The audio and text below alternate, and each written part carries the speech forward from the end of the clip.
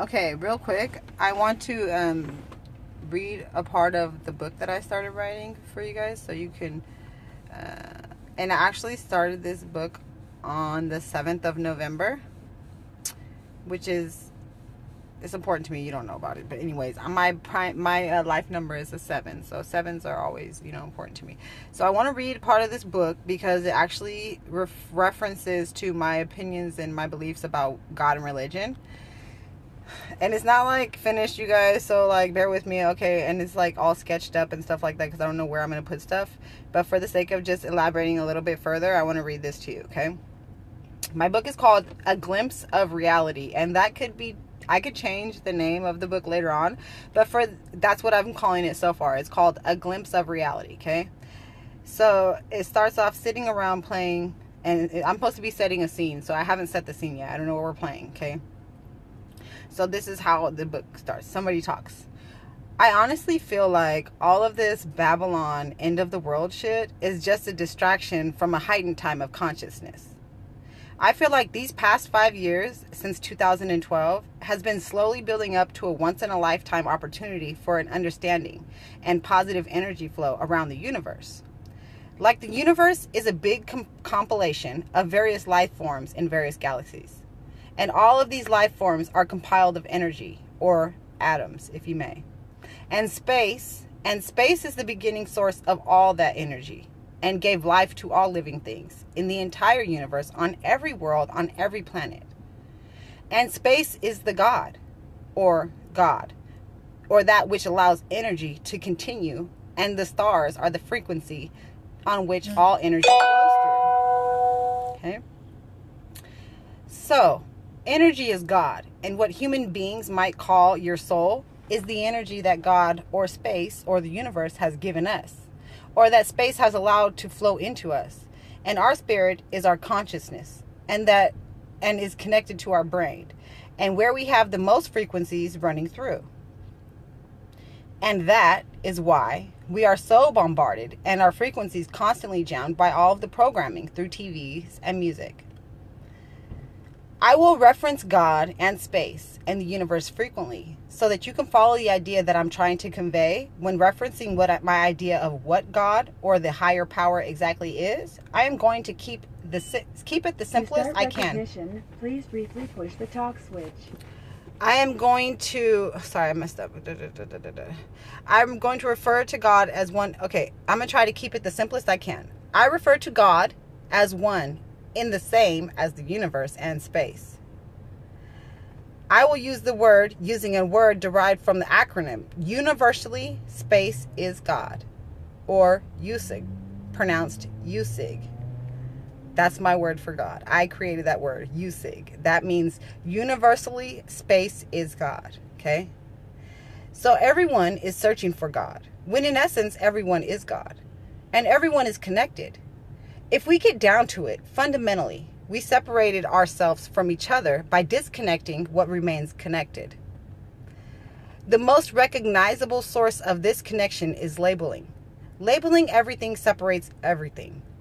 I believe that a lot of the science fiction movies that depicts aliens and different planets and space travel, light travel, all of that stuff is not so fictional. In fact, it's the complete opposite. And like the Bible says, that God gives us the ability to take the right paths and make our own decisions, and the devil will manipulate us into the wrong path, is the same in movies. There is a good and a bad, and the good will give you that glimpse into reality, but the bad makes you think it's all fake. Get it? All of this, they show you what they think, they show you what they're gonna do to you bullshit. That's being thrown around the conscious community is completely wrong. It's actually the good side that is trying to show you what the bad side has planned. They are giving us a heads up, a glimpse into reality. But our heads are up our asses. It's literally like the movie They Live. We are being programmed regularly to obey, consume, and reproduce. We are so caught up in this fictitious perception of time that we live by it. Oh my God. We are so caught up in this fictitious perception of time that we live by it. We are workers Only we are collectively working against ourselves. Every civilization that has unlocked their full potential or even scratched the surface of what we were,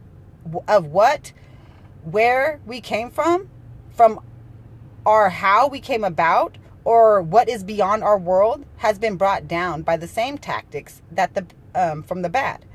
That tactic being divide and conquer.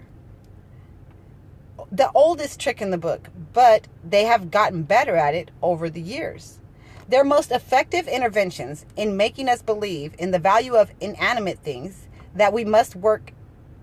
Their most effective intervention is making us believe in the value of inanimate things that we must work to earn, and fundamentally useless ideals like money and accumulation of superficial wealth.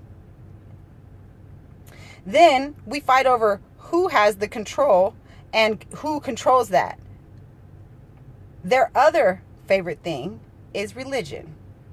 There's a few old sayings about selling your soul to the devil. Well, what that means is that you sacrifice your eternal energy for something in your conscious world.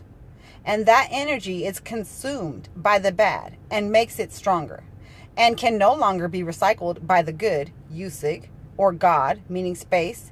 And your sole purpose is to be a vessel for that energy and to try and generate new energy to be put into the circulation of our Yusig's energy.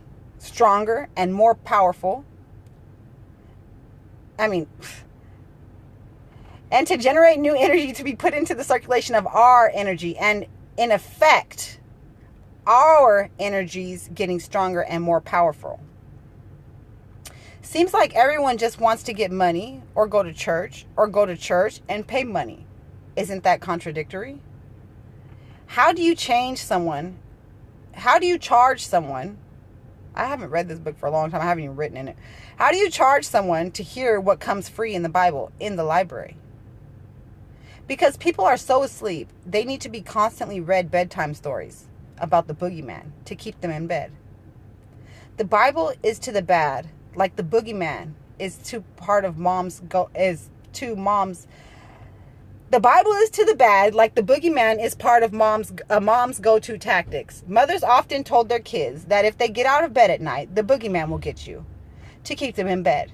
And the bad uses the Bible to keep you in line. And I'm not going to read you guys my whole entire book, but that's basically a glimpse into my book, a glimpse into reality. And, these are the things that, so like, I shit you not, like, I literally am writing a book. You know what I'm saying? Like, here, look. I'm not making this up. Okay? Let me show you. See my book right there? Oops. See that? That's called A Glimpse into Reality. That's my book that I'm writing, okay? And I'm a writer, I don't care what you say. I'm a writer. I write books. You guys can't say that shit was not bootsy. You know what I'm saying? And I want you guys to know that I really truly feel passionately and strongly about those things that I was saying in that book. Like, that is, like, realistically, I feel like that's my glimpse into, like, I'm trying to give you a glimpse into what my reality is. Like, that's what I see. Like, Yusig is my God. You know what I'm saying? Universally, space is God. Think about it.